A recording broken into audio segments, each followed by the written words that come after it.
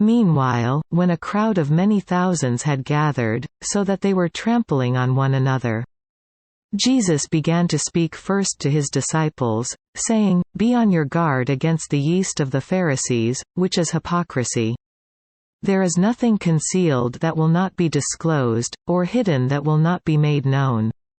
What you have said in the dark will be heard in the daylight, and what you have whispered in the ear in the inner rooms will be proclaimed from the roofs. I tell you, my friends, do not be afraid of those who kill the body and after that can do no more. But I will show you whom you should fear. Fear him who, after the killing of the body, has power to throw you into hell. Yes, I tell you, fear him. Are not 5 sparrows sold for 2 pennies? Yet not one of them is forgotten by God. Indeed, the very hairs of your head are all numbered. Don't be afraid, you are worth more than many sparrows. I tell you, whoever acknowledges me before men, the Son of Man will also acknowledge him before the angels of God. But he who disowns me before men will be disowned before the angels of God. And everyone who speaks a word against the Son of Man will be forgiven, but anyone who blasphemes against the Holy Spirit will not be forgiven. When you are brought before synagogues, rulers and authorities, do not worry about how you will defend yourselves or what you will say. For the Holy Spirit will teach you at that time what you should say." Someone in the crowd said to him, "Teacher, tell my brother to divide the inheritance with me."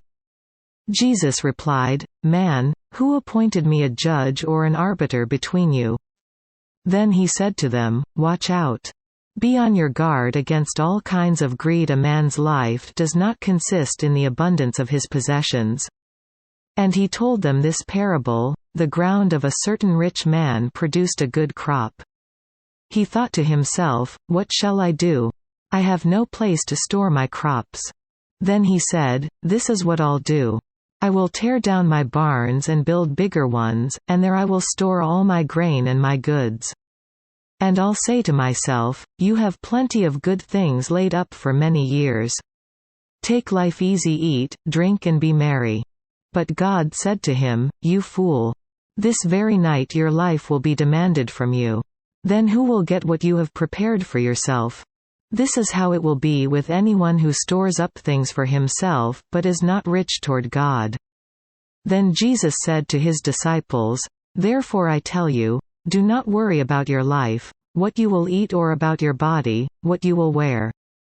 Life is more than food, and the body more than clothes.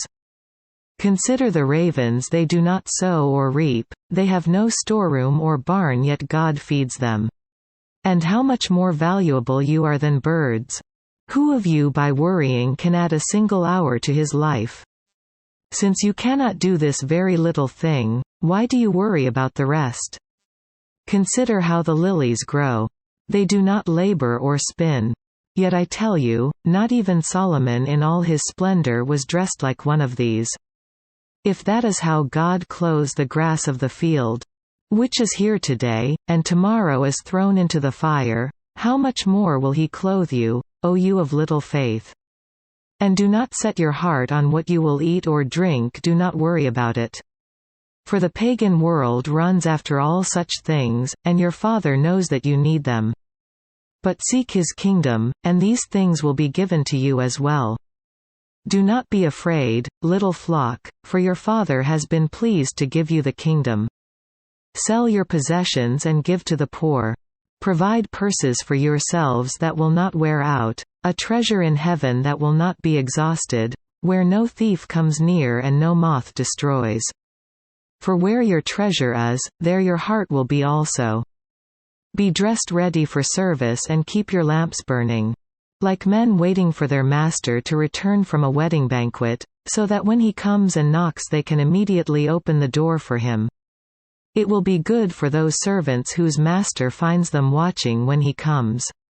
I tell you the truth, he will dress himself to serve, will have them recline at the table and will come and wait on them. It will be good for those servants whose master finds them ready, even if he comes in the second or third watch of the night. But understand this: if the owner of the house had known at what hour the thief was coming, he would not have let his house be broken into. You also must be ready, because the Son of Man will come at an hour when you do not expect him." Peter asked, "Lord, are you telling this parable to us, or to everyone?" The Lord answered, "Who then is the faithful and wise manager, whom the master puts in charge of his servants to give them their food allowance at the proper time? It will be good for that servant whom the master finds doing so when he returns. I tell you the truth, he will put him in charge of all his possessions. But suppose the servant says to himself, 'My master is taking a long time in coming.' And he then begins to beat the menservants and maidservants and to eat and drink and get drunk. The master of that servant will come on a day when he does not expect him and at an hour he is not aware of. He will cut him to pieces and assign him a place with the unbelievers. That servant who knows his master's will and does not get ready or does not do what his master wants will be beaten with many blows. But the one who does not know and does things deserving punishment will be beaten with few blows. From everyone who has been given much, much will be demanded, and from the one who has been entrusted with much, much more will be asked. I have come to bring fire on the earth, and how I wish it were already kindled. But I have a baptism to undergo, and how distressed I am until it is completed. Do you think I came to bring peace on earth? No, I tell you, but division. From now on there will be 5 in one family divided against each other, 3 against 2 and 2 against 3. They will be divided, father against son and son against father, mother against daughter and daughter against mother, mother-in-law against daughter-in-law and daughter-in-law against mother-in-law. He said to the crowd, "When you see a cloud rising in the west, immediately you say, 'It's going to rain,' and it does. And when the south wind blows, you say, 'It's going to be hot,' and it is. Hypocrites! You know how to interpret the appearance of the earth and the sky. How is it that you don't know how to interpret this present time? Why don't you judge for yourselves what is right? As you are going with your adversary to the magistrate, try hard to be reconciled to him on the way, or he may drag you off to the judge. And the judge turn you over to the officer, and the officer throw you into prison. I tell you, you will not get out until you have paid the last penny."